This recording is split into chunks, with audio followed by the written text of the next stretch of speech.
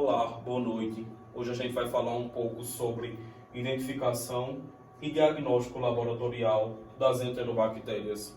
Mas para iniciar, a princípio, a gente precisa lembrar, recordar o que são enterobactérias.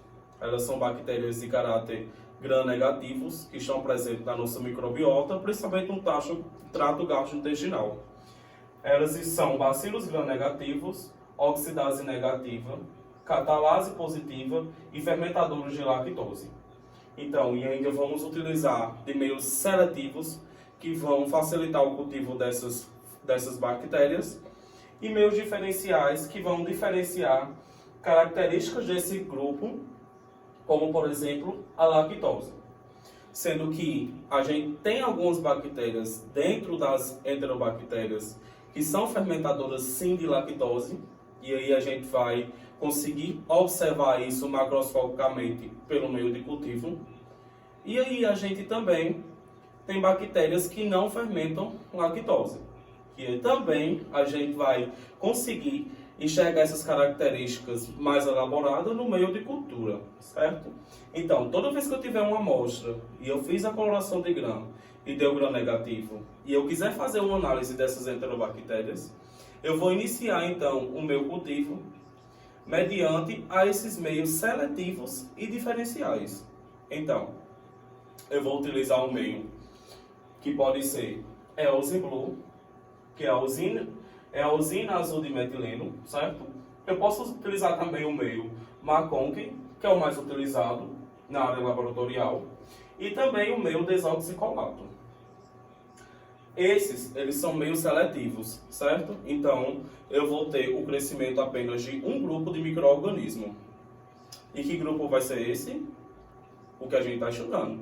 As enterobactérias e as bactérias gram-negativas, certo? Então, como ele é diferencial, após o meu tempo de incubação a 37 graus, eu vou conseguir observar na macroscopia dessa amostra se ela mudou ou não a coloração. E que cor essa colônia está, certo? Enquanto a gente conseguir observar essa coloração, eu vou saber e visualizar se essa bactéria fermenta lactose ou se ela não fermenta lactose, certo?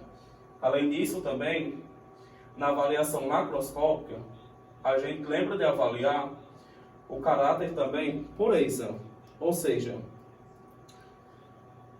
se eu tenho ou não contaminação com outras bactérias. Um dos aspectos muito importantes também é o aspecto morfológico, que tem várias características que a gente pode utilizar, como por exemplo cor, viscosidade, brilho, que vão ajudar bastante a gente chegar no nosso diagnóstico diferencial, principalmente de qual enterobactéria a gente está cultivando nessa amostra, certo?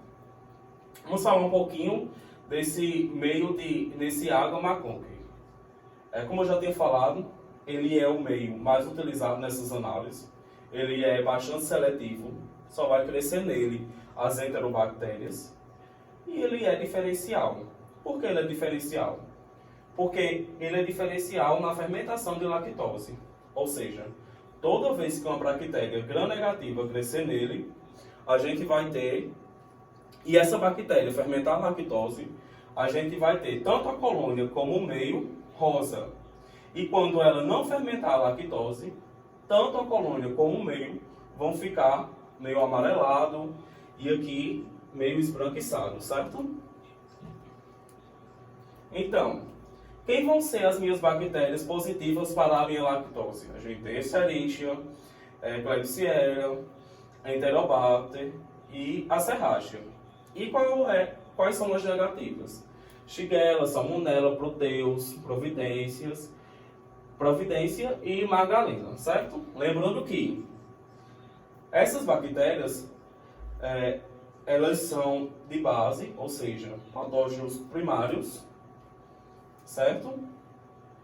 E elas são mais patogênicas. Então, como é que vai ficar especificamente as características para o meio Maconque? Então, a gente vai ter, como a gente pode observar aqui, ela vai ter um meio de cultura extremamente rosa, certo?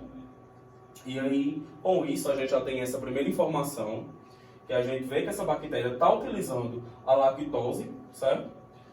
E para o seu crescimento.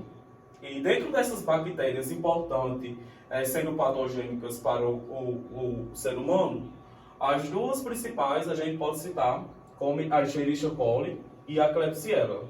Então, além da gente olhar o que está no meio de cultura, eu também vou avaliar a macroscopia dessa colônia, certo? Tamanho, porta e vários aqueles aspectos morfológicos que eu já tinha falado anteriormente na formação desse aspecto bacteriano, certo? Gente, isso vai ser de extrema importância. A gente vê aqui nesse agar que cresceu essa bactéria, a gente também pode ver aqui, olha, e nessa aqui principalmente a gente vê que ela fermentou a lactose. Então, ela é bacilo gram-negativo e também fermentadora de lactose, certo? Então, olhando para essa colônia, a gente vê uma colônia grande, viscosa e sem bordas delineadas, certo? Quando a gente tem essa colônia, a gente já tem uma suspeita de que essa bactéria que cresceu... O diagnóstico da Escherichia coli é feito através da cultura da amostra de um tecido infectado. São obtidas amostras de fezes e sangue e, às vezes, urina ou outro material infectado. São enviados para um laboratório para que seja feita a cultura das bactérias. Se essas bactérias elas forem identificadas, elas servirão para verificar quais antibióticos são eficazes, que é um processo chamado de susceptibilidade. E se elas forem detectadas, devem ser feitos exames de sangue frequentemente para verificar a presença da síndrome hemorrágica. Já o diagnóstico da Klebsiella é feito através de exame da cultura da amostra de um tecido infectado. Para confirmar o diagnóstico, os médicos eles devem obter amostras de escarro, de secreção de pulmão, de sangue e urina ou outro material infectado. Então, essas amostras elas serão tingidas na coloração Gram, desenvolvidas em cultura e examinadas ao microscópio. E aí elas estarão prontamente identificadas. Outros testes podem depender do tipo de infecção, podendo incluir os exames de imagem. Então, se essas bactérias forem identificadas, elas servirão para verificar quais antibióticos são eficazes, que é o processo chamado de susceptibilidade. A detecção da salmonela é a partir do isolamento do agente nas fezes, no vômito ou até em amostra de alimentos suspeitos consumidos. As fezes elas devem ser coletadas ainda na fase aguda, antes do tratamento com antibióticos. Pacientes com infecção, crianças, pacientes com dificuldade de obtenção de amostras serão priorizados à utilização de suaves retais.